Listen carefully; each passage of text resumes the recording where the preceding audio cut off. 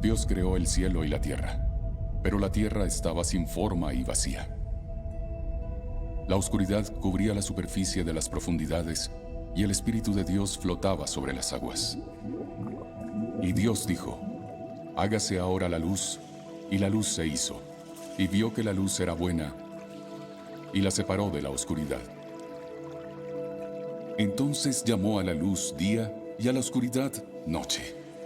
Y luego dijo: que la tierra produzca criaturas vivientes, las criaturas que se mueven por el suelo, el ganado y los animales salvajes. Y así fue. Y entonces dijo: haré a la humanidad a mi imagen y semejanza. Así Dios creó al hombre, a quien amaba mucho, y plantando un jardín en el Edén, le preparó un paraíso.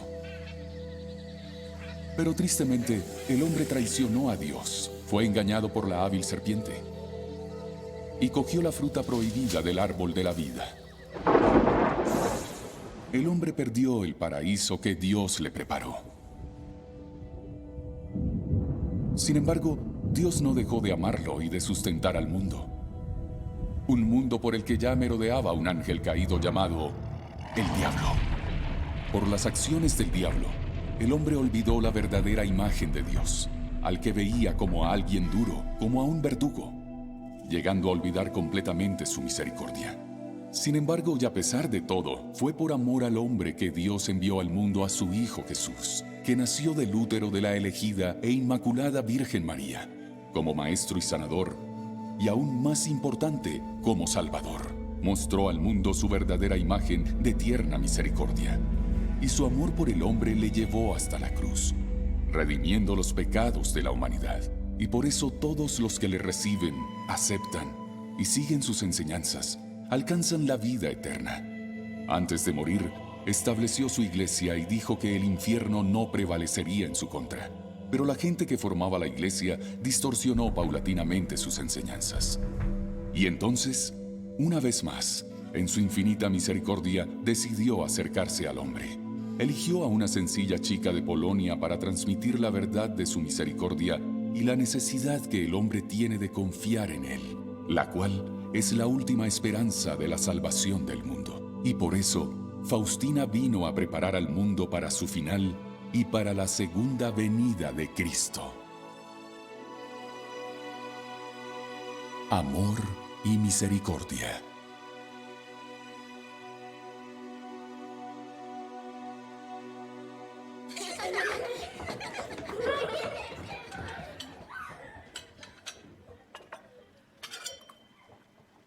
No irás al convento.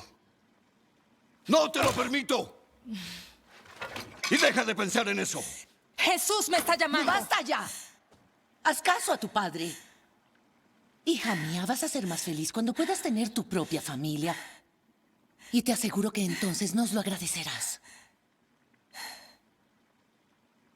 Es que no entiende nada.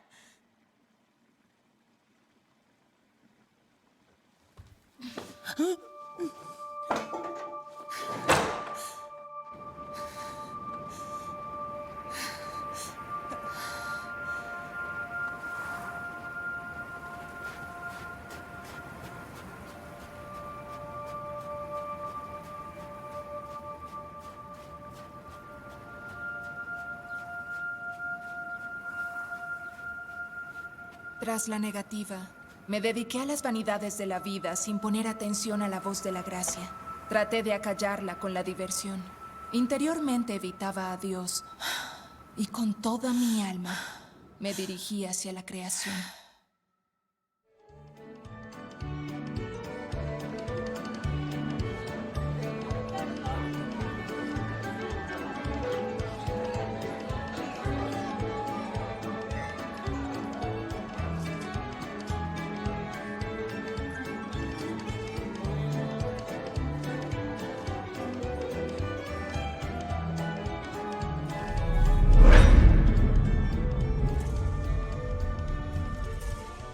¿Cuánto tiempo más me vas a engañar? En ese momento, la encantadora música paró. La gente entre la que estaba desapareció de mi vista. Nos quedamos solo Jesús y yo.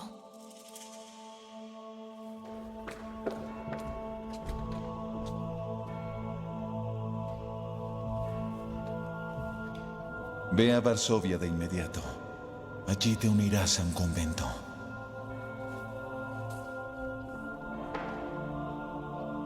Esa experiencia mística a una joven de tan solo 19 años le cambió la vida por completo. Desde niña sintió en su interior la llamada de la vocación y habló de ello con sus padres, pero se opusieron tajantemente a sus deseos.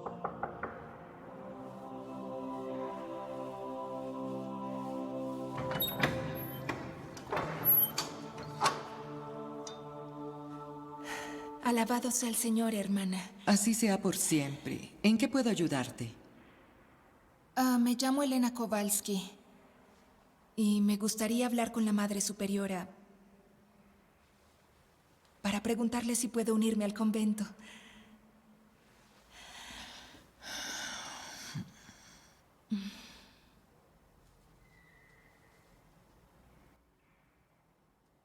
Lo siento, la Madre Superiora está ocupada. ¿Por qué nos ha elegido a nosotras? Jesús me ha llamado. ¿Que Jesús te ha llamado? Cuéntame más. ¿Cuándo ha ocurrido eso? Fue hace mucho tiempo. Cuando era niña, tenía 7 años y en ese momento me invitó a que tuviera una vida más perfecta. Ah. Te invitó a tener una vida perfecta. Alabado sea el Señor Jesucristo. Alabado sea por siempre.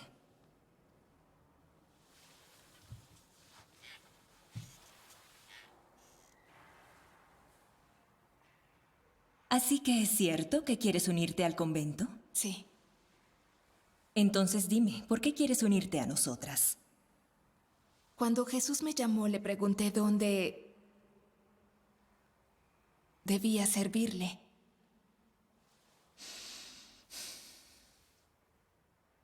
¿Es que acaso conoces cuál es nuestro carisma?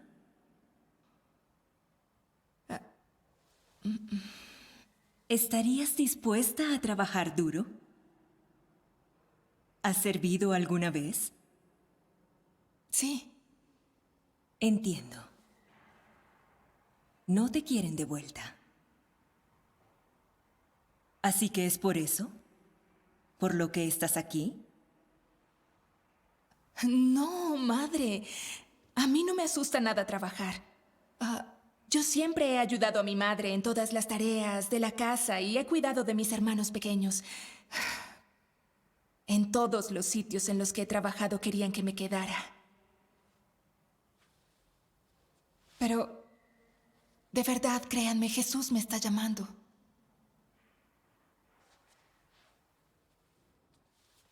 Pues si es así, te pido que vayas a la casa del Señor para preguntarle si Él te quiere allí.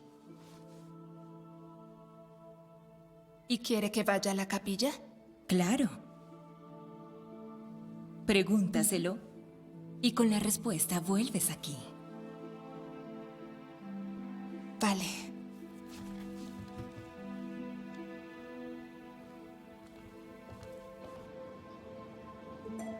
Ella vino aquí para trabajar y para ganar su dote, porque en aquella época era necesario si querías unirte al convento, una condición obligada.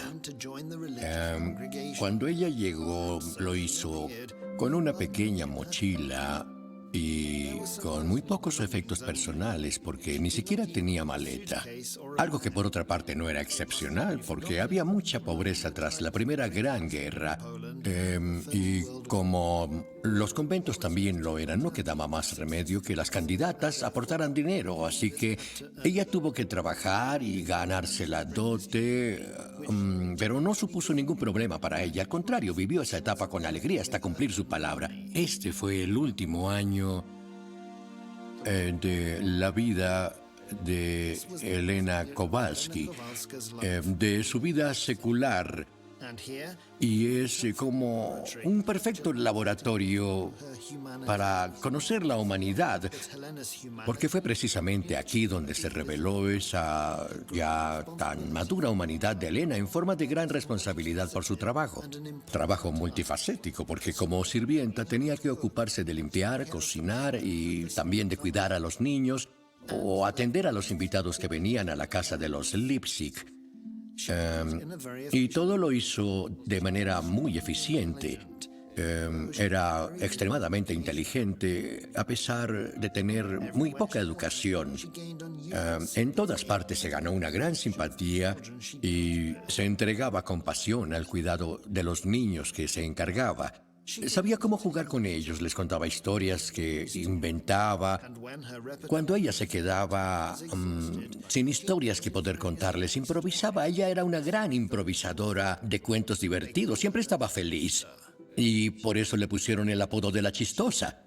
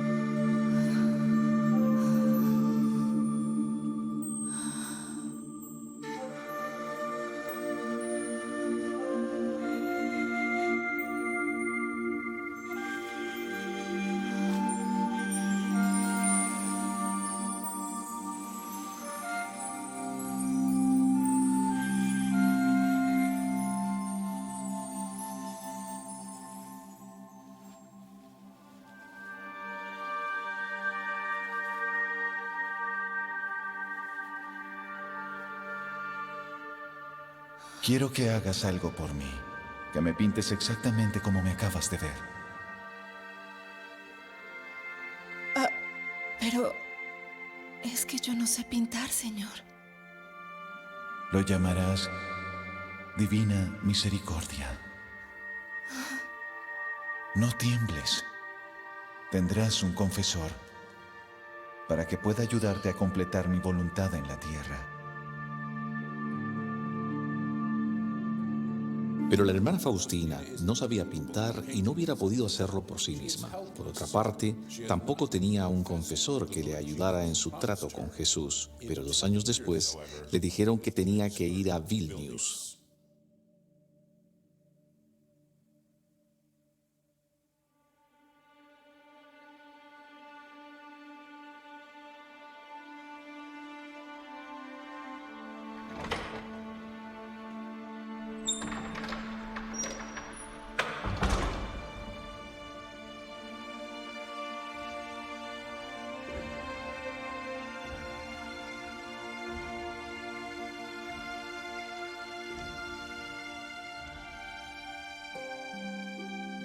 En la Universidad de Stefan Batory, el padre Sopochko enseñó teología durante cerca de 4 años y entonces fue nombrado confesor de la congregación de las hermanas de Nuestra Señora de la Misericordia.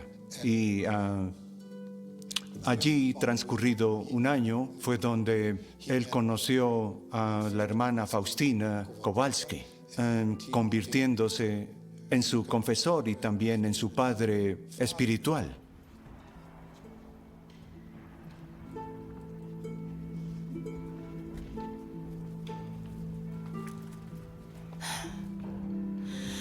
Padre, mi alma se rebela contra algunas de las órdenes de mis superiores. ¿Puedo saber cuál de ellas no has seguido? Las he seguido todas. Entonces no es pecado. Jesús me lo ha dicho. Usted será mi confesor y mi guía. ¿Quién dices que te lo dijo? Jesús. ¿Nuestro Jesús? ¿Eso es lo que piensas, hermana? Sí. Yo a usted ya le conocía. Padre, el Señor me permitió que yo le viera bastantes meses antes de conocerle.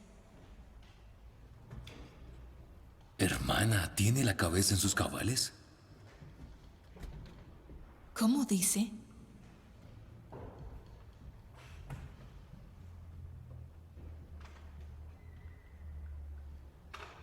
Padre, no recuerdo ningún pecado más. Me arrepiento de los que cometí y espero penitencia y absolución. El padre Soposhko manejó la situación con sumo cuidado. Era un guía espiritual muy experimentado que sabía bien lo que tenía que hacer en ciertas situaciones. Y por prudencia envió a Faustina a ver a un psiquiatra. Era algo imprescindible antes de tomar cualquier tipo de decisión. Hermana, he tomado la decisión de ser tu guía espiritual. Pero no solo quiero que compartas conmigo tus pecados, también tus pensamientos, tus malos pensamientos y todas tus apariciones. Creo que esa será la única manera de saber qué es lo que le está ocurriendo a tu alma. Prometo que le contaré todo, Padre. Una de las cosas que me dijo Jesús fue que no le escondiese nada. Y también me dijo que si lo hacía, Él se escondería de mí. También me dijo que usted me ayudaría a cumplir su voluntad en la tierra. Ya veo. Lo primero que harás, hermana, es escribir en un cuaderno todo lo que está pasando en tu alma. Y todas y cada una de las palabras que estés segura que solo salieron de la boca de Jesús. Es probablemente gracias al padre Soposhko que hoy en día tenemos el diario de Santa Faustina. No solo la ayudó a discernir la profundidad de la revelación de la imagen, sino que también encontró a Kazimierowski, el pintor de la obra, que hoy en día es la imagen original de la Divina Misericordia.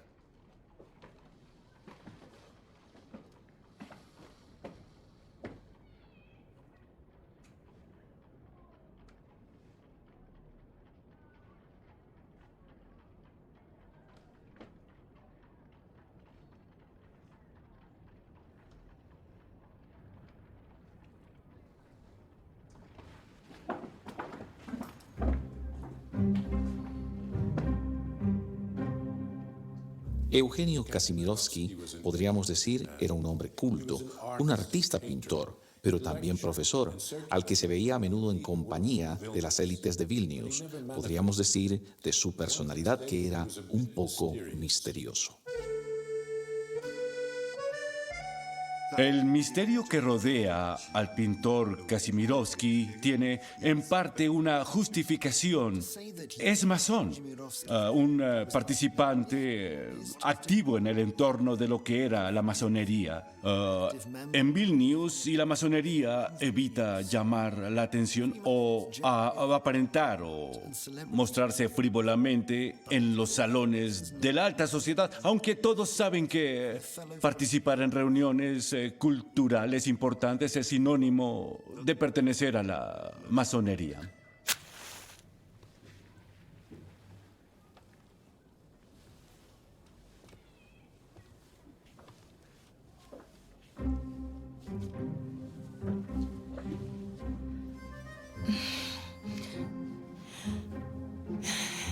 La cara tiene que ser más delgada. No. Y los ojos que miren al suelo. La túnica tiene que brillar. Ya se lo dije. Acérquese, por favor.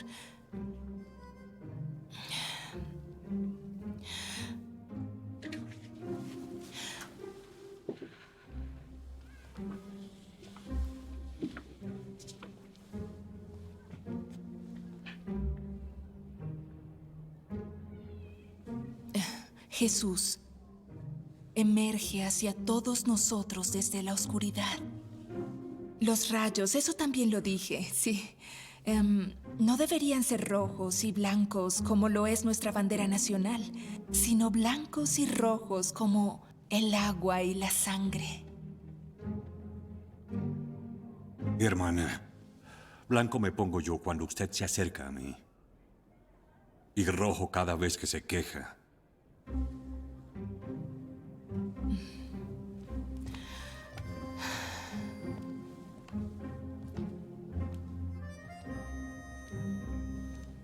Habría que rechazar la idea de que la atmósfera reinante fuera espiritual, porque no eran encuentros para la oración. Hay que tener en cuenta que pintar requiere más bien de un esfuerzo técnico.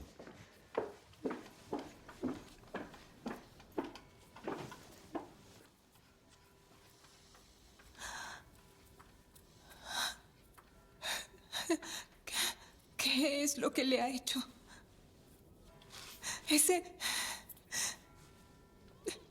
¿Sabe qué, hermana? A partir de ahora lo va a pintar usted. Pero... Déjeme. ¿Quién hay en el mundo que pueda pintarte en todo tu esplendor? No te rindas ahora. Ella está un poco... Lo que está es loca. Primero está convencida de una cosa, luego de otra y al final es diferente. Es algo muy humillante. Es el diablo que siempre interfiere en la obra de Dios. Anda, termina el cuadro, te lo pido, por favor.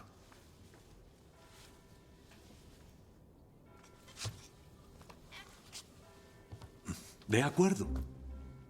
Pero con una condición.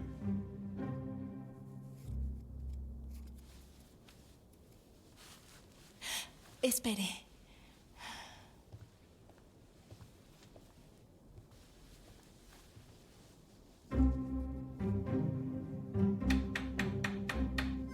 Casi está.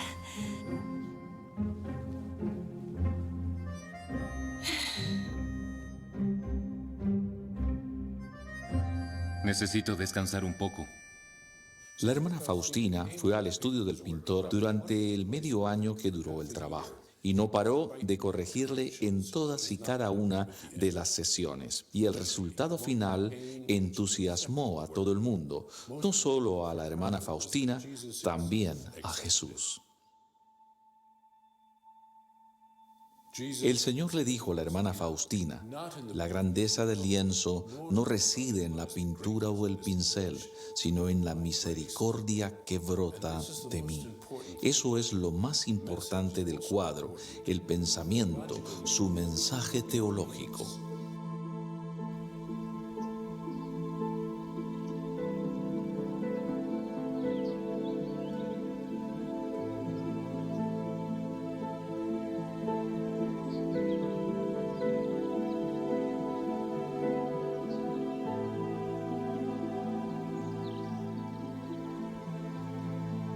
La imagen de Jesús, la misericordia encarnada de Dios, nos está mostrando al Salvador, que parece emerger del cielo para asegurarnos el perdón de los pecados, después de entregar la vida a su divino Padre como sacrificio para que nuestras faltas pudieran ser redimidas.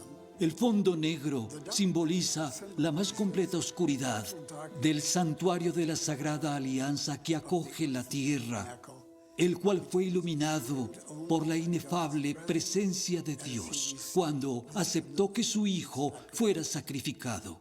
Esta escena de Cristo, emergiendo del altar más sagrado, con los rayos brotando como una fuente de su costado herido, simbolizan el agua y la sangre del Espíritu Santo, que nos fueron dados como fuente de vida al consumarse la muerte del Hijo de Dios, según lo proclamado por el Evangelio de San Juan. Una de las plegarias de la hermana Faustina así lo muestra. Has muerto, Jesús. Pero la fuente de vida que emana de ti corre hacia las almas como un mar de misericordia que se abre al mundo. Como vemos en la obra, la venida de Cristo, como Jesús misericordioso, es el altar más sagrado, como si fuera un pacto entre Dios y el hombre, lo que atemoriza al diablo.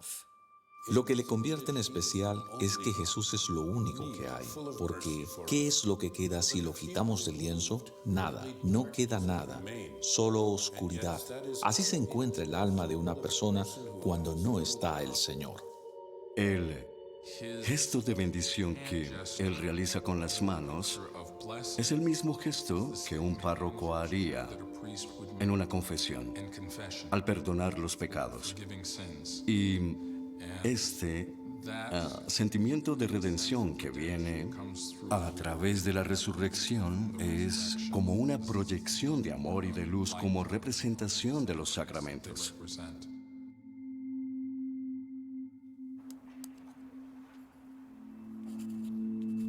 A través de esta imagen daré mucho favor a las almas, y dejaré que toda alma sedienta de Él vaya a Él. Y digo que toda alma que acoja esta imagen no perecerá.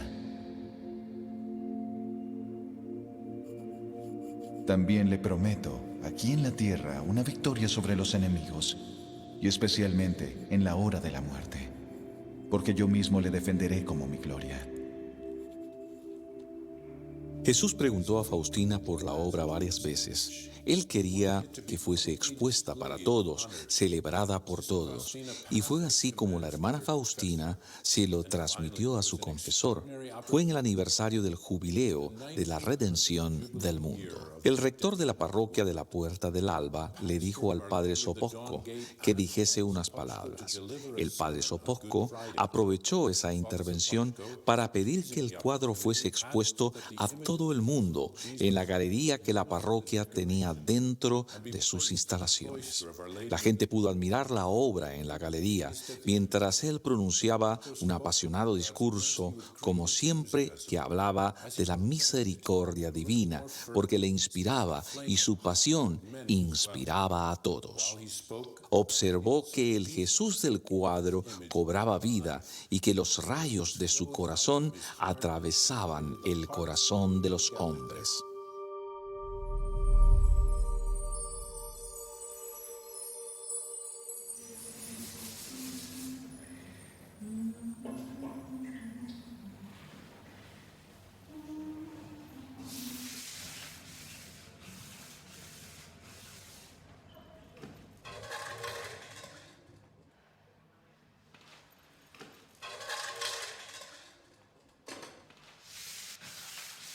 La hermana Faustina era una hermana de segundo coro. Siempre era destinada a trabajos de tipo manual. Trabajaba en la cocina, en la panadería y muy a menudo en el jardín. Gris y monótona vida, ¿qué tesoros me escondes? No hay 2 horas que a mí me parezcan iguales. La monotonía y la ausencia de color desaparecen cuando miro la vida a través de la fe. La salud de Faustina se deterioró bastante y cuando llegó el otoño, el médico le diagnosticó tuberculosis. Espiritualmente, era la respuesta de Jesús a su intenso deseo de querer sufrir con él, unida a su pasión para salvar a las almas del castigo eterno. Padre nuestro que estás en los cielos. Padre mío, escúchame, te lo ruego. Pero gradualmente su salud empezó a mejorar y en primavera ya se le empezó a ver de vuelta en el jardín. Padre, mientras usted viajaba a Tierra Santa quemé mi diario. Entonces lo quemé.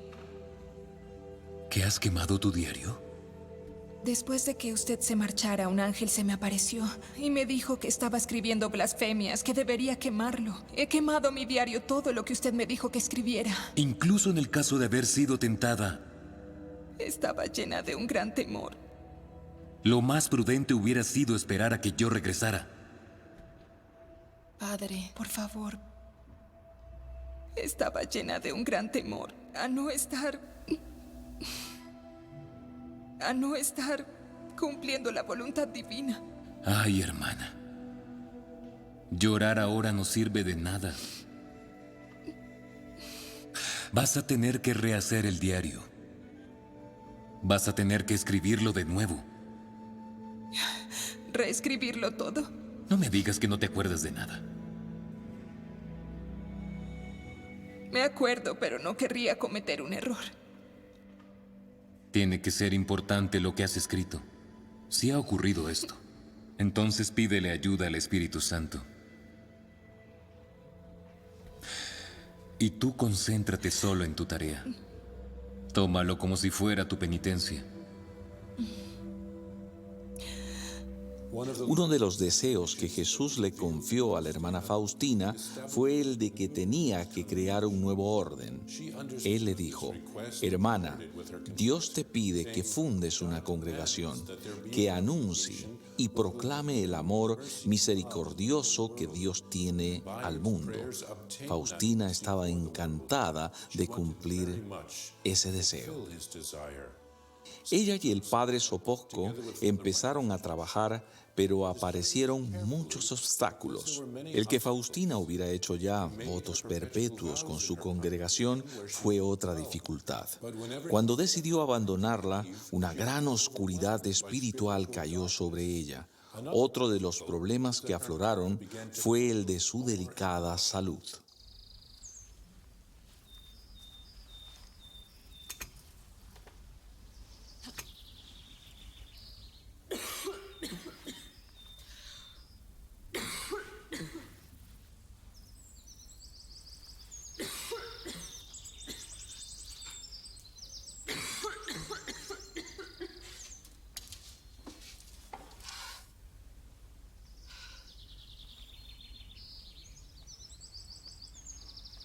Hermana, vamos, levántate, tenemos que adornar el altar ahora mismo.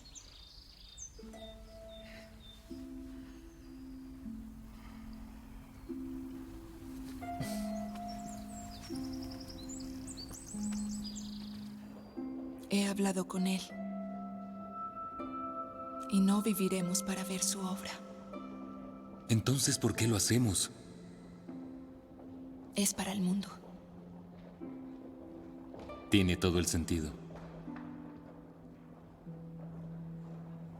Nunca debe dudar de él, Padre. Incluso cuando yo ya no esté. ¿Es que te vas a ir a algún sitio?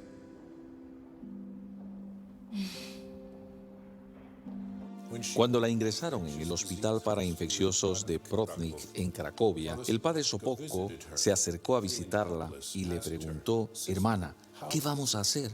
Ya tenemos el cuadro, pero no la festividad ni una congregación. Entonces Faustina le respondió: no se preocupe, hablaré con Jesús y mañana le contaré qué me ha dicho.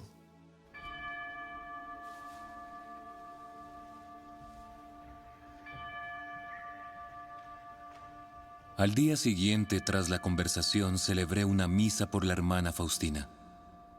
Y una idea apareció en mi mente. De la misma manera que ella no pudo pintar el cuadro, pero sí guió al pintor dándole instrucciones. Ahora nosotros no podemos crear una congregación, pero sí podemos recibir instrucciones.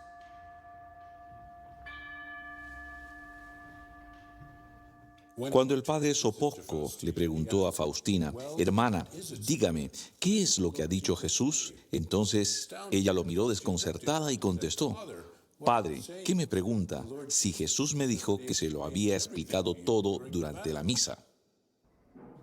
Luz verde.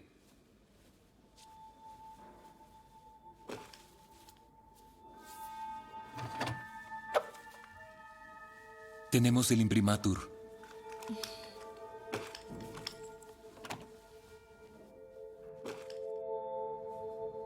Mira cómo ha quedado. La imagen. Oh. Y tus plegarias.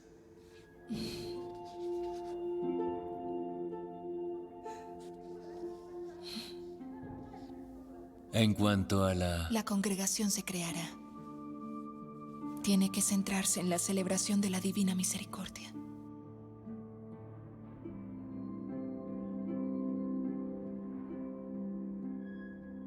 Veo vidrieras y rosas.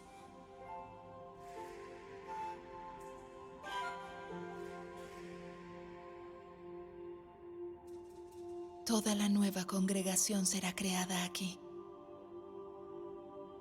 No podré hacerlo sin ti. Padre, sabe que voy a apoyarle hasta el final.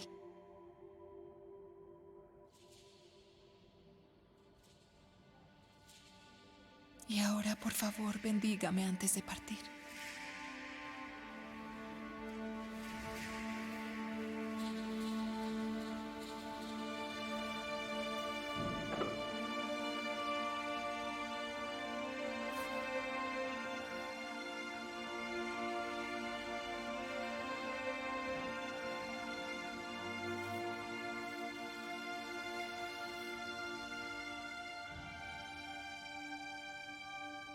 Te ruego, hermana, que me bendigas a mí.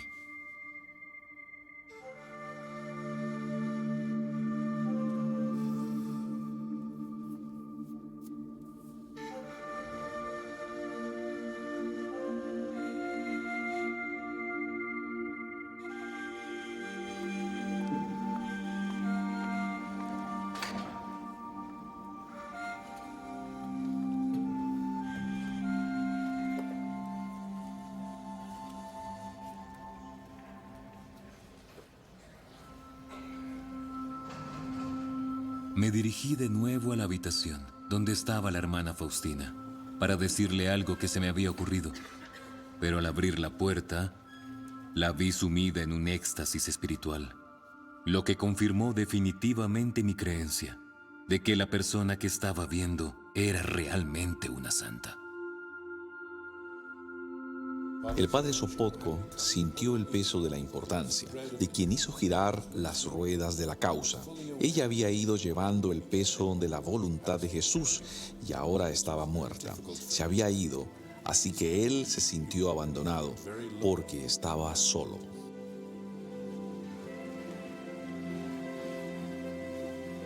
Mi alma estaba llena de dolor y de hastío por haberle dicho adiós a alguien único.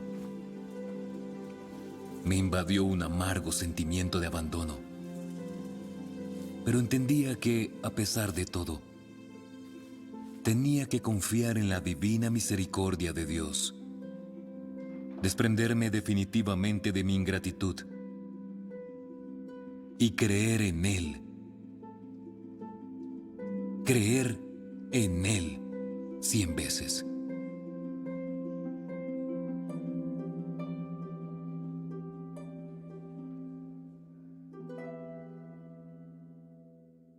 El día que falleció, sobre las 4 de la tarde, el padre András la pudo confesar por última vez. Durante la cena, sonó una campana que anunciaba a las hermanas que la hermana Faustina iba a morir. Las hermanas corrieron al primer piso donde se reza por los moribundos. Una vela estaba encendida al lado de Faustina y la hermana que estaba a su lado, velándola, fue a buscar a su superiora. Cuando la hermana Faustina vio a las hermanas, empezó a sonreír. Uno casi podría decir que quería dejar el mundo con una sonrisa en la cara. Ella ya conocía el cielo, porque tenía una conexión tan única con Jesús que era su motivo para dejarnos. Eso, y que quería que todo lo que Dios le tenía preparado se convirtiese en realidad.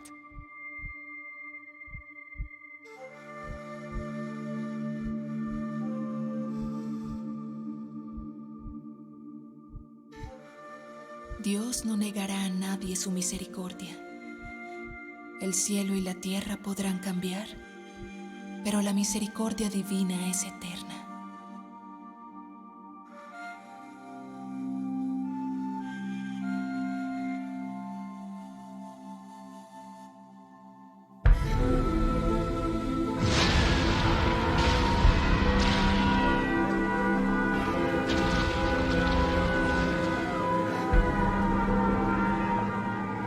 La hermana Faustina escribió que una guerra estaba a punto de comenzar. En el año 1939 comenzó esa horrible guerra. No quiso contarle al padre Sopotko el enorme sufrimiento que aguardaba al pueblo polaco. Se cubría la cara con las manos y decía que esos horrores eran inexpresables. En su diario, la santa describió una horrible visión, lo que más adelante se convertiría en una dolorosa realidad en la ciudad de Varsovia. Era una visión de una ciudad destruida igual que Sodoma y Gomorra. Desde luego, la hermana Faustina rezó por la ciudad y el castigo pareció ser evitado por algún tiempo. Es la ciudad más hermosa de Polonia. Y esa fue la visión que tuvo sobre Varsovia, que lamentablemente se hizo realidad durante la Segunda Guerra Mundial. He visto la ira de Dios sobre Polonia. Y ahora sé que aunque Dios castigue severamente a nuestro país, sería de su parte una gran misericordia, porque la oscuridad de nuestros pecados merecen la perdición eterna. Quedé helada cuando levantó mis vicios y me enseñó ese fragmento del futuro. Ahora lo veo claro. Las almas elegidas elevan el mundo y su existencia para cumplir el destino. Llegan a Białystok los alemanes sobre el 13 de septiembre. Pero la noche del 22 de septiembre los soviéticos consiguen entrar en Białystok y los alemanes se retiran. Mientras se celebra en la Plaza Kosciuszko un extrañísimo desfile con ambos ejércitos pasando uno al lado del otro. Los soviéticos entraban en Białystok mientras los alemanes salían. Este desfile tuvo lugar a 300 o 400 metros de la casa de Eugeniusz Kazimierowski. Es difícil determinar si la obra de la Divina Misericordia tuvo alguna influencia en la vida personal de Kazimierowski. No sabemos si eso es lo que provocó su conversión y abandono de la masonería, pero sospechamos que empezaba a sentir algunos remordimientos, porque así lo demuestran sus dos últimos cuadros, en los que se retrata a sí mismo como Judas.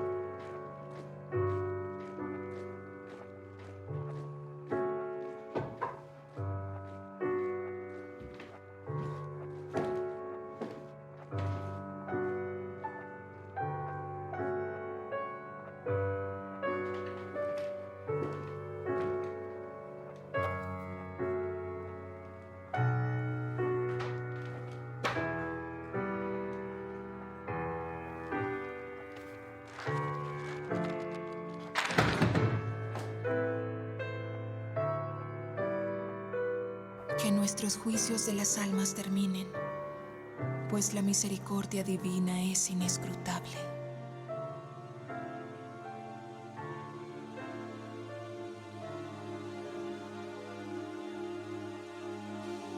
Unos días antes de nuestra llegada a Vilnius, me llamó a mi despacho muy emocionado el director Kondratas. Al parecer se habían descubierto documentos de los que no se conocía su existencia.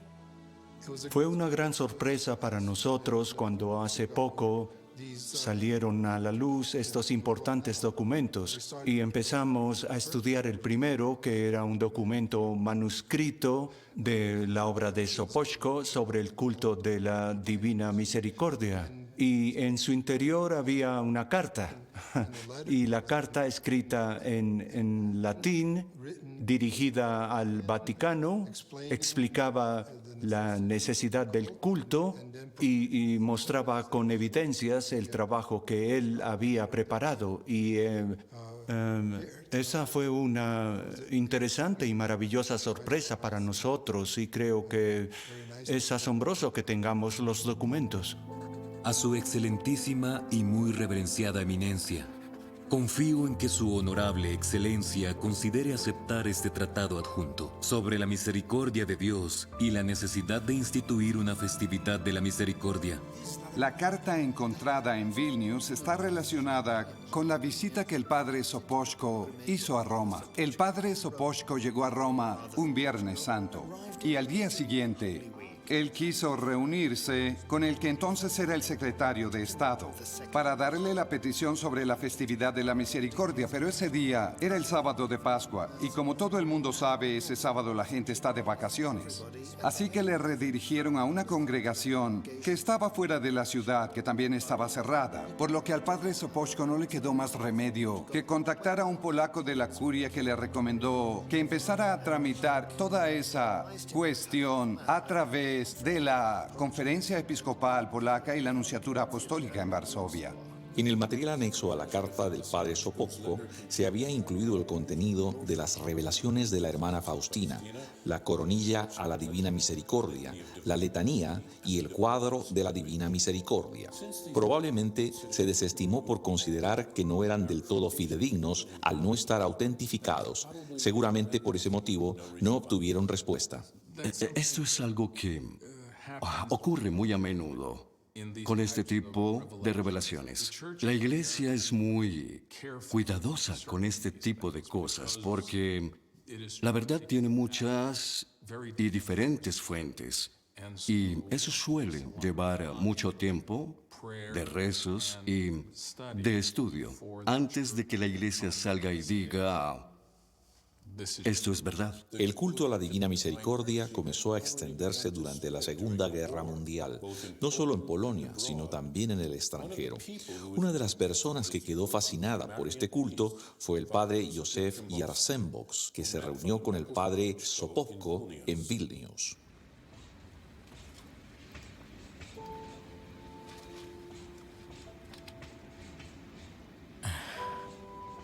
Maravilloso. ¿No te parece? Y al final la eligió a ella. Tenemos diplomas y doctorados y por eso creemos ser inteligentes. Pero somos incapaces de escuchar. Por eso fue a ella. ¿Puedo llevármelo a América? Sí, por supuesto. Te lo entrego confiando en que puedas llevar su palabra a tus hermanos y a todo el continente. Si las revelaciones son ciertas, será la gracia de Dios la que dé a conocer la Divina Misericordia. Al padre Jarsenbosch se le había ordenado que informase siempre cada 24 horas de su lugar de residencia. Así era como la NKVD tenía el control sobre su vida y sus actividades. Jarsenbosch, temiendo la deportación a un campo de trabajo, se escondió en diferentes lugares, viajaba de noche, porque la altura que él tenía, 2 metros y 10 centímetros, le hacía fácilmente reconocible.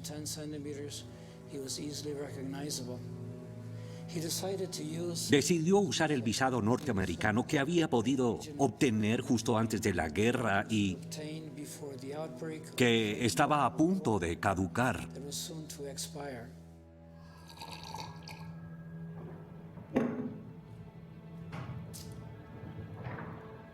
Dígame, ¿cuál era su trabajo en Varsovia? ¿Cómo sabe que yo estuve allí? Aquí soy yo el que hace las preguntas. ¿Por qué no ha informado?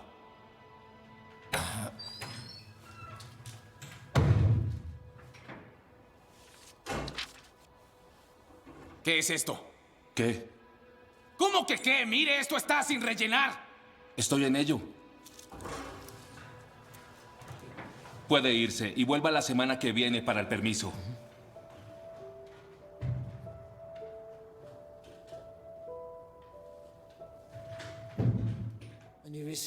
Cuando recibió su permiso de salida, estaba convencido de que todo había sido obra de la Divina Misericordia. Así que prometió que si conseguía salir del país, dedicaría su vida a difundir la Divina Misericordia.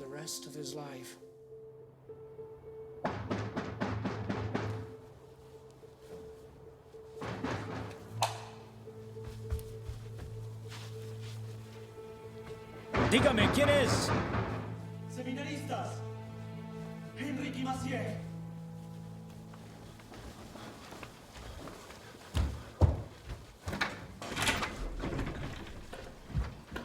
pasado? Decidme, ¿qué está ocurriendo? Tiene que huir. La NKVD le está buscando. Este es un billete a Kaunas, a las 5 de la mañana. De ahí viajará hasta Vladivostok y luego a Japón. Dios mío, protégeme. Que Dios os bendiga. Corred, no sea que alguien nos vea aquí. Vamos, daos prisa.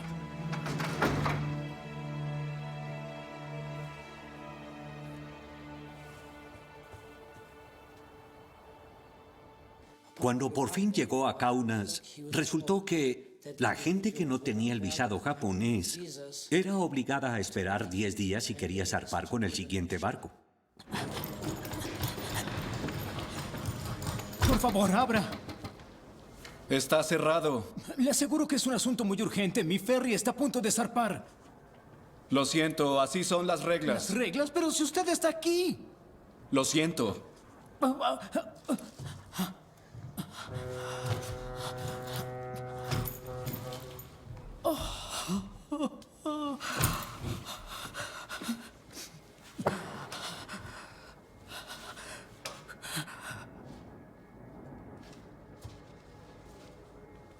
Jesús, creo en ti. Jesús, creo en ti. Jesús, creo en ti. ¿Pasaporte?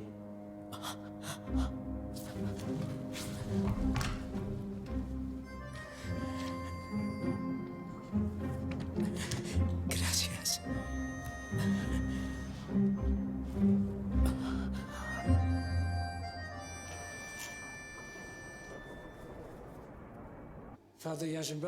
Jarzembowski estaba totalmente seguro de que la Divina Misericordia le estaba marcando el camino. Cuando finalmente llegó a Japón, dirigió un retiro que versó sobre la Divina Misericordia. Llegó a Estados Unidos por la ciudad de Seattle, donde coge el tren a Washington y llega a la casa de los padres marianos. Allí, el 1 de mayo, empieza su misión de predicar para la Divina Misericordia. Washington es su primera base cuando finalmente llega. Ayuda en varias parroquias, puede contactar con Orchard Lake y publica material sobre la Divina Misericordia. No tiene éxito, pero no se rinde. Predica donde puede. No importa dónde, parroquias polacas o parroquias americanas. En 1943 se va a México. Al tiempo que transcurre esto, los padres marianos, que hasta ahora disponían de una base en Washington, adquieren Eden Hill, en Stockbridge. Es el lugar ya actual donde se encuentra el Santuario de la Divina Misericordia y es no solo la sede nacional en Estados Unidos, su poderosa influencia se extiende a Brasil, a México, a Filipinas, a Polonia, también a Gran Bretaña. De alguna manera, todo aquello que Jarzembowski llevaba dentro de él dio su fruto para el mundo. De hecho, tenemos 25 páginas web con casi 3 millones de visitantes cada año. Gente que está buscando y que necesita entender y vivir la Divina Misericordia. Algo que oímos de muchas personas alrededor del mundo sobre lo mucho que necesitan la misericordia de Dios. De hecho, fue Juan Pablo II el que dijo: nada hay que necesite más el mundo que la divina misericordia de Dios. ¿Pero por qué es importante? Pues porque aceptamos el mandamiento de ser apóstoles de la divina misericordia, tal y como Jesús dijo a Faustina: si no pasamos por la puerta de su misericordia, tendremos que hacerlo por la de su justicia. Así que deseamos que todo el mundo atraviese la puerta de su misericordia.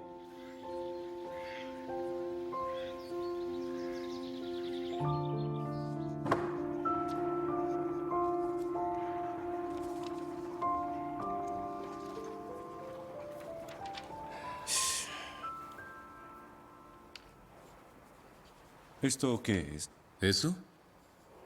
Sí, aquí vuelves a poner Osnaski.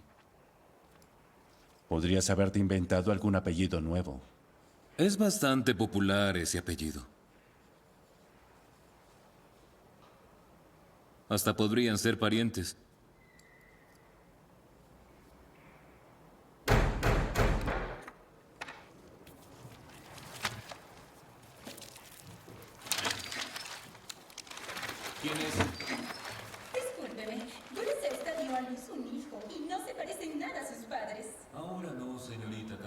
Felicítala de mi parte y dile que iré a visitarla.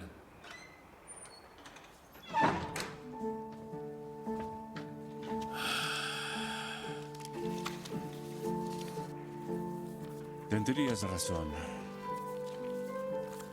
Pero si todos acaban llamándose Joseph, que estén emparentados se vuelve demasiado improbable. Son ellos los que eligen los nombres. Lo único que hago cuando me preguntan es sugerirles. Joseph, por San José. Es bastante popular. Yo siempre le he admirado. El padre Sopocko, junto a su querido y gran amigo, el padre Siesky, que luego sería obispo, trataron de ayudar a judíos, rellenando partidas de bautismo. Su esfuerzo logró salvar alrededor de al menos 100 personas. Desgraciadamente, fueron el blanco de la Gestapo, que consiguió localizarles y emitió una orden de arresto. Rápido.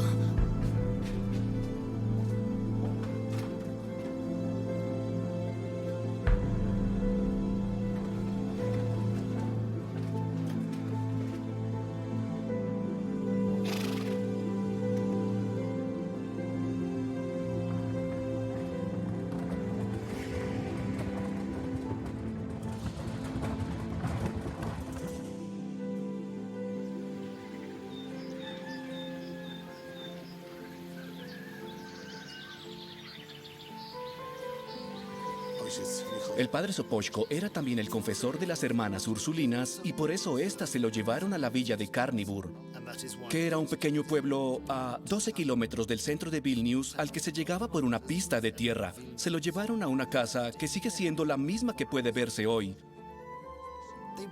donde también se escondían 2 monjas, como queda reflejado en los documentos que aún hoy se conservan en los archivos municipales. Y allí fue donde el padre Sopocko vivió bajo un nombre falso durante casi 2 años, porque había una orden de búsqueda y captura contra él. Pero que gracias a la magnífica relación entre las hermanas y los vecinos entre todos, le ayudaron a conseguir nuevos documentos. En Carnivor, él se hacía llamar Vacław Rosiewicz y la gente del pueblo pensaba que era carpintero.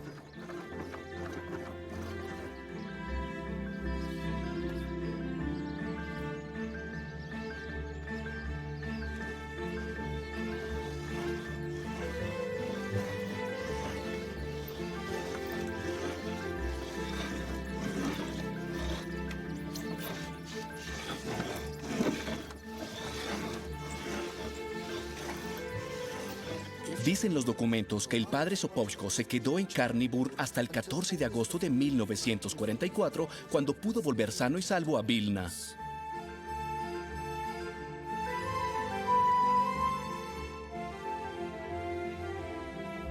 Una miembro de la congregación mariana fue a ver al padre Sopocko a la villa Sarniburn. Su nombre era Jadiva Usinska y le dijo que quería poner en marcha la nueva congregación de Jesús. Le había encomendado a Faustina, como ella misma relata en su diario. Poco tiempo después, a los 6 meses, más candidatas se habían unido a ella. Pasados 2 años, durante los cuales el padre Sopocko se encargó de su progreso espiritual, el número de hermanas había llegado a la cifra de 6. Pero, ¿qué es lo que esto tiene de interesante? Que las 6 tomaron sus votos en 1942 en una capilla muy humilde. Tal y como, exactamente como Faustina había descrito con detalle en su diario algún tiempo atrás. Era otro día cuando vi en una capilla a 6 hermanas que recibían la Sagrada Comunión, que les era dada por nuestro confesor con sobrepellis y estola. En la capilla ni había bancos, ni estaba decorada. Cuando hablé con la única de las 6 hermanas que pusieron en marcha la congregación y que sigue viva, Adela Alibekov, ella pudo relatarme lo siguiente. Cuando finalmente llegamos a Vilna, tuvimos la suerte de encontrarnos con un monasterio carmelita que nos permitió tomar los votos en el interior de su capilla.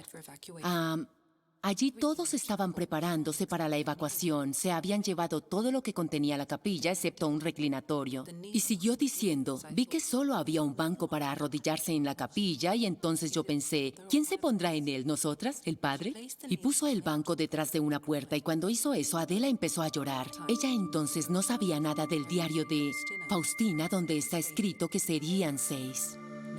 Que no habría adornos ni bancos para arrodillarse. El caso es que las 6 empezaron a rezar al Señor. Postrada a los pies de la suprema majestad. Oh Jesús, cuánto me regocijo en tu visión de que la congregación se convertirá en realidad. Ya no asomará en mí ninguna duda, ninguna sombra, porque veo la gran gloria que le ofrecerá a Dios. Será el reflejo de ese mayor atributo que está en Él. Su divina misericordia, la que brota sin cesar hacia el mundo, llenando de amor el corazón de los hombres.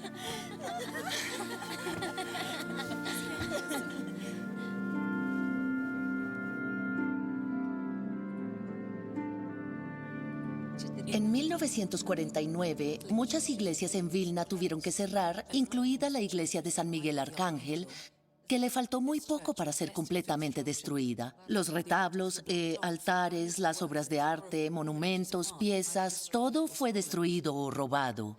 Pero esta imagen fue abandonada porque no se la consideraba una obra valiosa.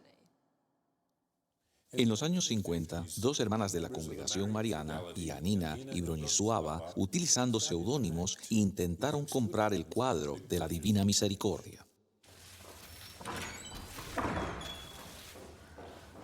¿Qué quieren?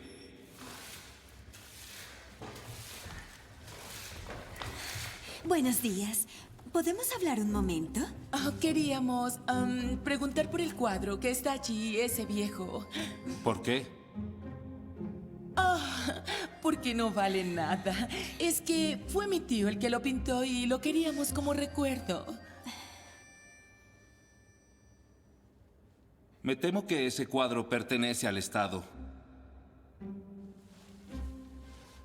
Pero sí es un cuadro feísimo. Es una lástima que ocupe un espacio en las nobles salas del Estado. Pero se me ha ocurrido que quizá podríamos ahorrarle la vergüenza de tenerlo ahí expuesto si nosotras accedemos a comprárselo a usted por un precio simbólico. ¿Un precio simbólico? ¿Y qué precio podría salvar la buena reputación del Estado? Maricia.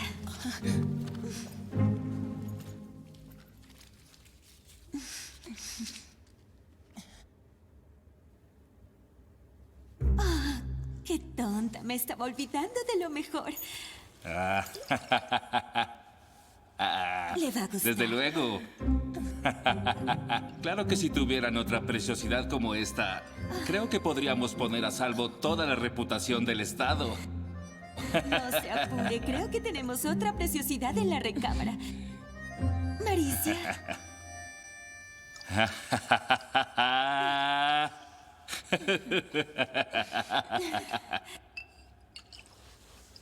El cuadro recuperado así milagrosamente fue llevado a una iglesia de Bielorrusia y allí fue colgado en lo más alto, por encima del presbiterio. Y eso, sin duda, fue lo que finalmente lo salvó, porque cuando en los años 70 los comunistas convirtieron la iglesia en un almacén, ni siquiera se molestaron en quitarlo de ahí. Que la imagen no desapareciera es algo increíble. Como bien dices, es un verdadero milagro que no acabará perdiéndose durante la guerra. Es como una historia de detectives. Primero se salva cuando fue llevada a Bielorrusia y en 1996 vuelve a Vilna. Desde luego, es una historia increíble. Una señal de que Dios quería preservar y dar la imagen a todo el mundo. Me quedé mirando la imagen y pensé, Dios mío, es una pesadilla. Una horrible pesadilla. El cuadro era de naturaleza rectangular, pero había sido agrandado por la parte superior, añadiéndole un remate semicircular porque así era el nicho del altar. Por suerte, al ser dos piezas separadas, no supuso un problema.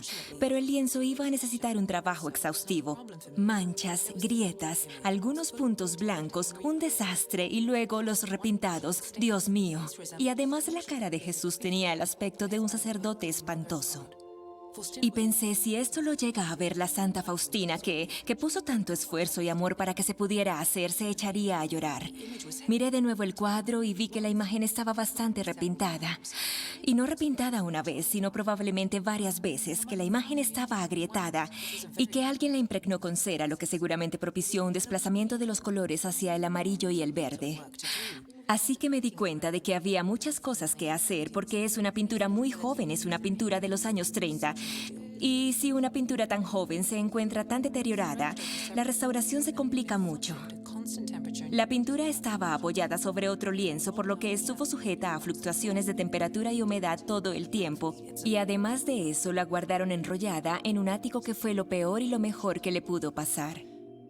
Porque gracias a eso sobrevivió.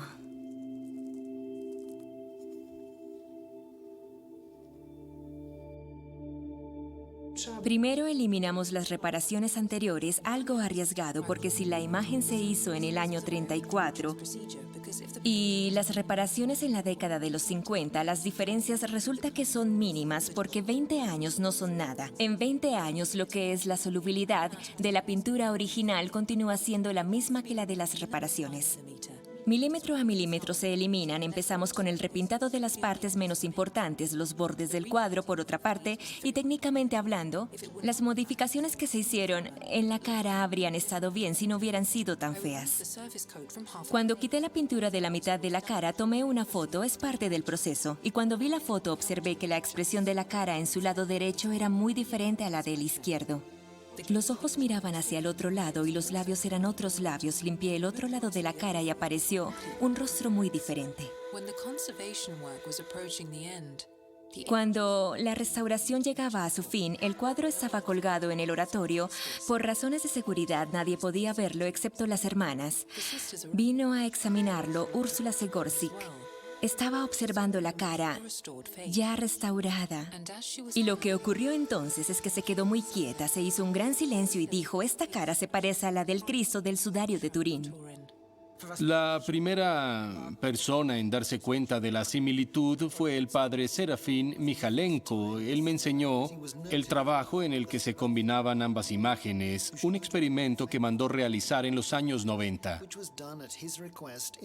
El resultado de la investigación antropométrica que realicé en ambas imágenes confirma una correspondencia completa y total de los puntos faciales que son más característicos, como el entrecejo, la base de la nariz, los pómulos, las mandíbulas, las alas de la nariz, los labios superiores e inferiores y la barbilla.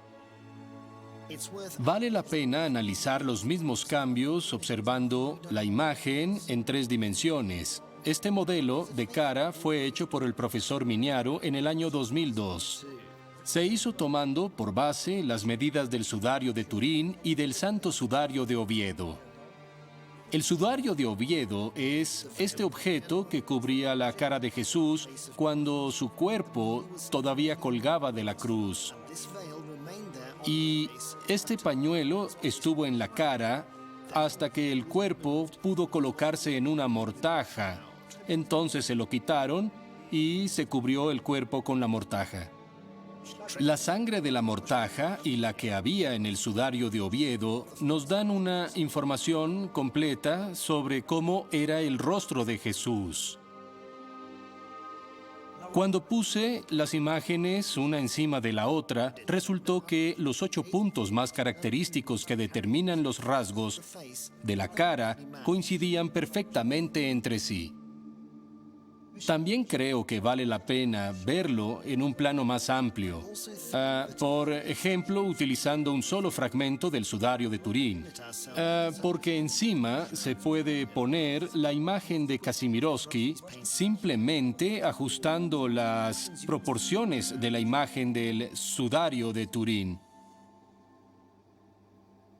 Por supuesto, en estos tiempos, obtener una reproducción tan exacta de la imagen del sudario no supondría un problema. Solo es proyectar la imagen del sudario en un lienzo para obtenerla mediante escaneo de forma mecánica.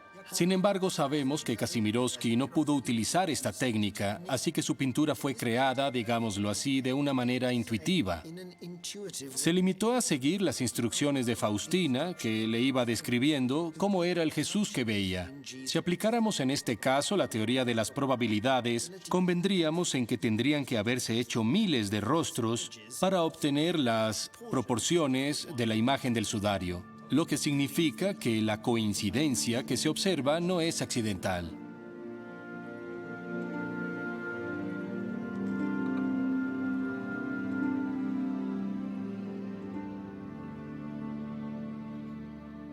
Reconozco lo siguiente, que la Suprema Congregación del Santo Oficio, tras estudiar las visiones y revelaciones de la hermana Faustina Kowalski, hermana de Nuestra Señora de la Misericordia, y que falleció en el año 1938 cerca de Cracovia, dictamina lo que a continuación se dice. Se hace necesario prohibir la difusión de imágenes y escritos que exhorten la devoción a la Divina Misericordia, en las formas propuestas por la hermana Faustina. Asimismo, la tarea de eliminar las imágenes antes mencionadas que puedan haber sido ya expuestas al culto, se confía al uso prudente de los obispos.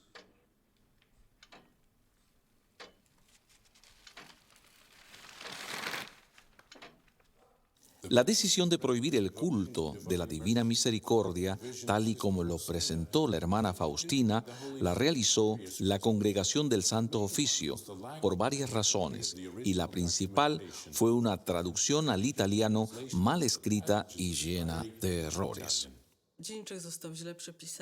No transcribieron bien el diario y por eso fue mal traducido. Tampoco incluía comentarios teológicos adecuados. El documento tenía tantos errores que fue el motivo por el que la Santa Sede lo prohibió. La prohibición iba por un lado, pero la segunda parte de ese decreto era muy clara.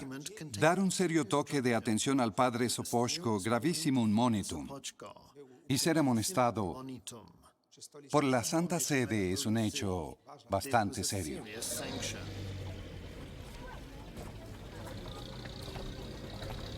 Miren quién va ahí, el tonto de las apariciones. A lo mejor está endemoniado.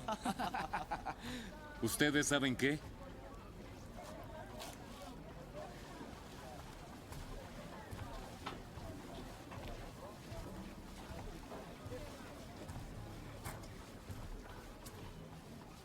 No viviré para verlo, pero ustedes sí. Ella algún día será santa. Y el culto de la Divina Misericordia será una fiesta que celebren todos.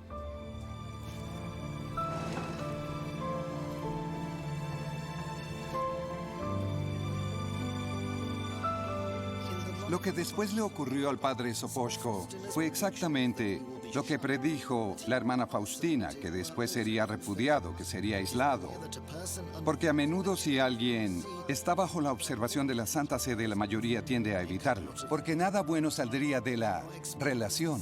Y ocurrió lo mismo con la vida del padre Sopoćko. Por un lado, él siguió siendo obediente a la Iglesia, no extendió el culto de la Divina Misericordia basado en las visiones de la hermana Faustina, y por otro permaneció fiel a las exigencias de Jesús. Por eso, al final de su vida, predicó la Divina Misericordia. Estuvo enseñando sus bases bíblicas, patrísticas y hablando sobre el espíritu del Domingo de la Misericordia, que por aquel entonces todavía era el segundo domingo de Pascua. La conocía bien. Y no estaba loca. Tenía el alma más humilde y hermosa que he conocido nunca. Todo lo que ella dijo acabó convirtiéndose en realidad. la guerra, las dificultades, la congregación. Sí. Es extraordinario. Le agradezco mucho la información.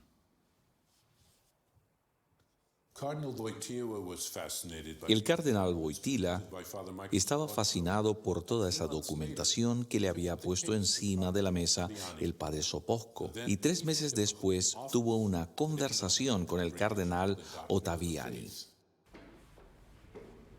Quería pedirle su sincera opinión, cardenal, sobre la historia de las visiones y revelaciones de Faustina Kowalski. Mi opinión es que ya es hora de que comience el proceso de reunir la información. Tenemos que investigarlo. Si todo hubiera sido una mentira, el culto no habría sobrevivido. Y se está extendiendo a pesar de la prohibición por todo el mundo. Es cierto. Investígalo porque los testigos siguen vivos. La prohibición sobre el culto de la Divina Misericordia tenía sus ventajas porque a las revelaciones originales de la hermana Faustina a menudo se le añadieron detalles que la mayor parte de las veces eran teológicamente imprecisos. Y por este motivo la Iglesia necesitó tiempo para poder limpiar la verdad manifestada por Cristo.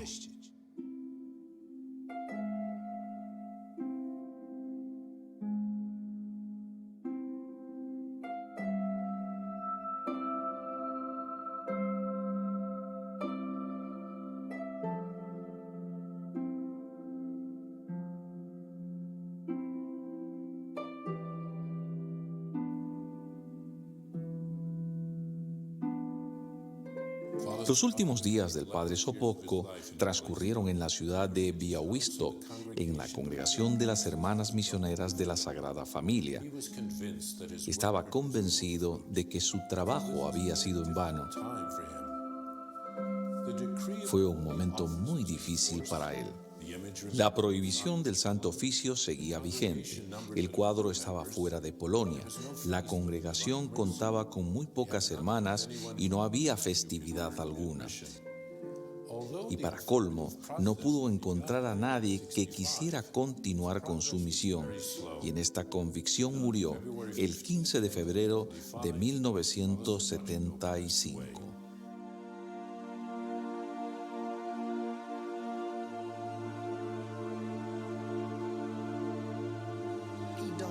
Murió el día del santo de la hermana Faustina.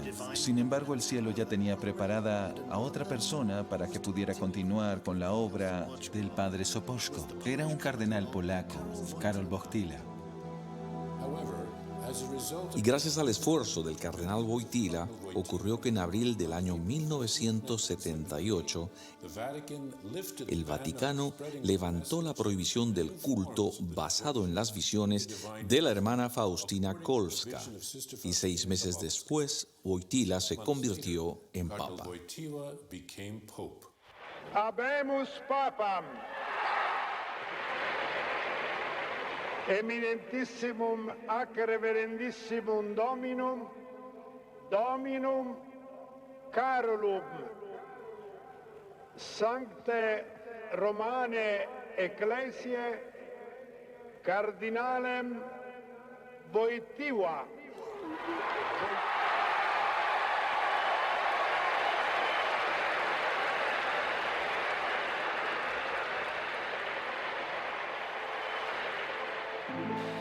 Muchos señalan el hecho de que el mismo Jesús escogiera a Wojtyla para realizar su voluntad y establecer la festividad de la Divina Misericordia. Y lo hace siendo ya Juan Pablo II, el mismo día en el que convierte a la hermana Faustina en la primera santa del nuevo milenio.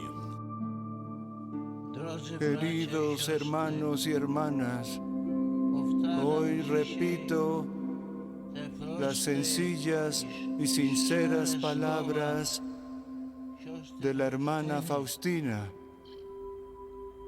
Con ella y con todos vosotros adoraré el inconcebible e insondable Misterio de la Divina Misericordia.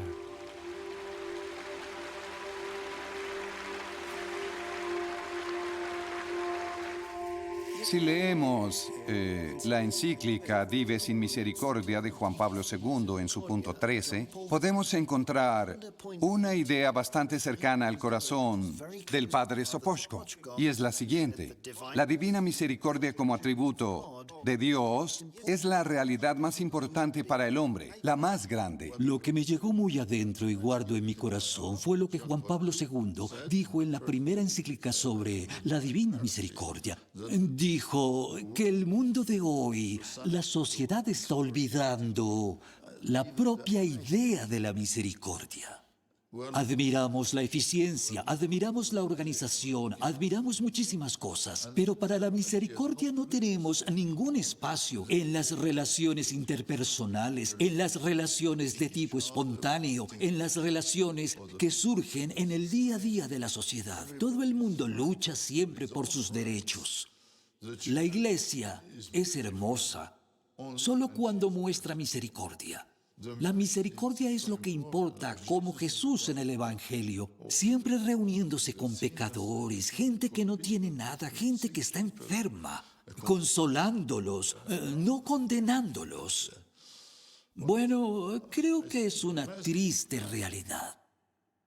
El 1 de enero del año 2005, el padre Mieczysław, el que ahora es el actual arzobispo del Lviv, llamó para invitarnos, como de costumbre, a una cena protocolaria en la residencia papal. Y recuerdo que durante esa cena, cada uno de nosotros tuvo la ocasión de hablar con el Santo Padre. Yo, por supuesto, como postulador del padre Sopoćko, planteé la cuestión de su beatificación, porque si el Santo Padre mostraba algún interés en la causa, eso haría que el funcionario de la administración empezara a trabajar seriamente. Y cuando le hablé del padre Sopoćko al Santo Padre, que escuchaba atentamente, en cierto momento me miró fijamente y me dijo, le conocía muy bien, era un hombre santo. Esas palabras lo significaron todo para mí. Y de hecho, aunque luego Juan Pablo II no llegó a consumar la decisión de beatificarlo, sí lo hizo su sucesor, Benedicto XVI.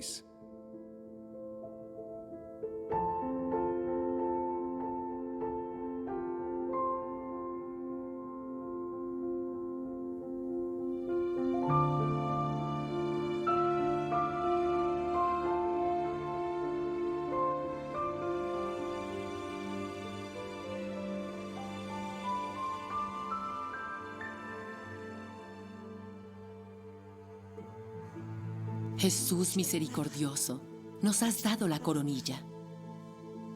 Dijiste que cualquier cosa que te pidamos en esta amarga hora de misericordia, tú nos la vas a conceder. Estoy rezando por los enfermos. Es a través de tu pasión, de tu sufrimiento y de tu sangre que te pedimos fuerza en pos del sufrimiento de nuestros pacientes, en pos del sufrimiento de sus familias y de todos nosotros.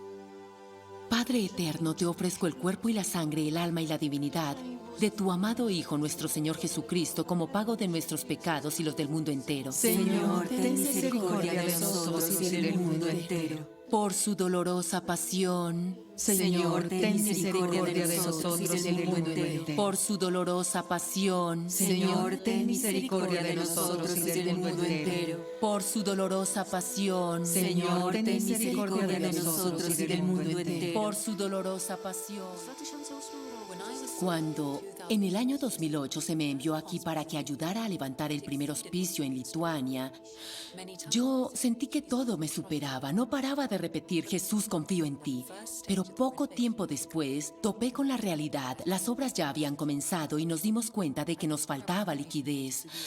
Entonces escribí una carta de renuncia a las superioras de mi congregación y Mientras tanto, algunos de mis amigos me visitaron con sus hijos. Entre ellos había una chica de unos 20 años que se electrocutó cuando tenía 5 y que por eso no podía caminar y apenas hablar. Se podría decir que salvó su vida por un milagro.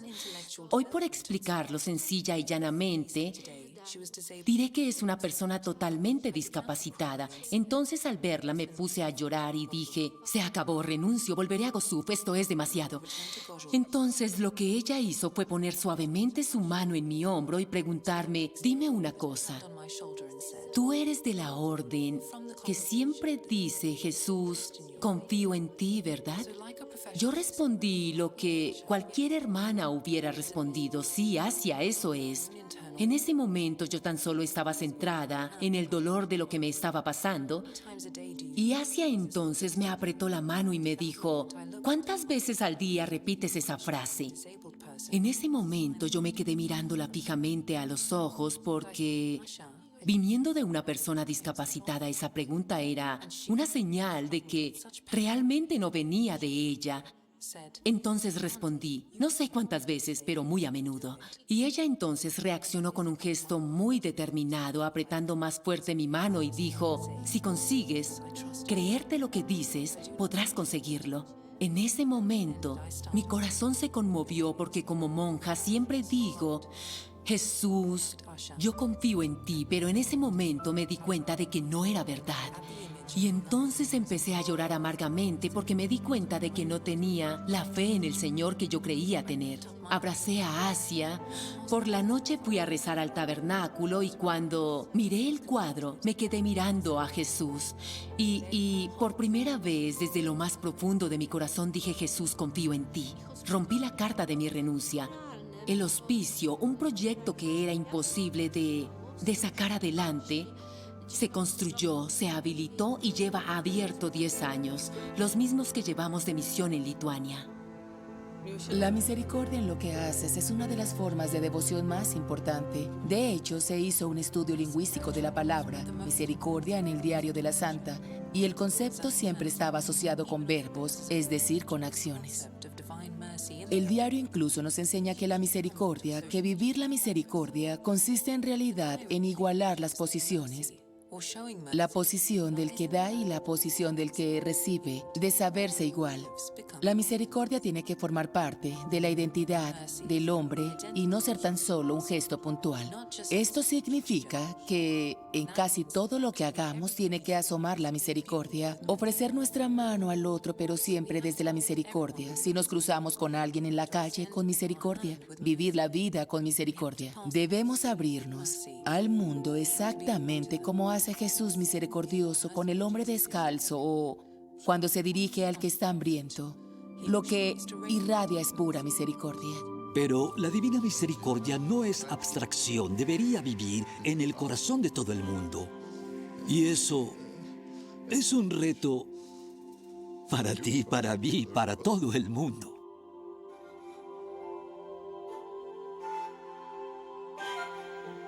Dios Padre misericordioso, tú que has querido mostrarnos tu amor por su Hijo Jesucristo y lo has derramado sobre nosotros a través del Espíritu Santo. Hoy te confiamos el destino del mundo y de todo hombre y mujer. Ten piedad de nosotros y del mundo entero. La fe de Juan Pablo II en la realidad de la Divina Misericordia aceleró el desarrollo del culto. El Domingo de la Divina Misericordia hoy se celebra en todos los continentes. Pero la misión de la hermana Faustina tiene que ser completada.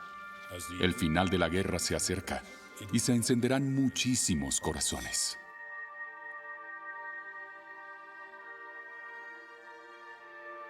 Estoy segura de que mi misión no acabará con mi muerte, sino que empezará.